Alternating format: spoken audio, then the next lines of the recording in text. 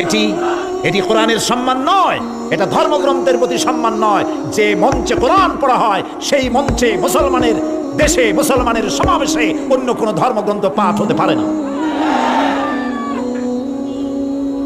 আমরা সবগুলি ধর্মের সম্মান করি, তাদের কিতাবেরও সম্মান করি, কিন্তু আমাদের কিতাবে যা লেখা আছে, যা বলা আছে, আমরা তার বাইরে যেতে পারি না।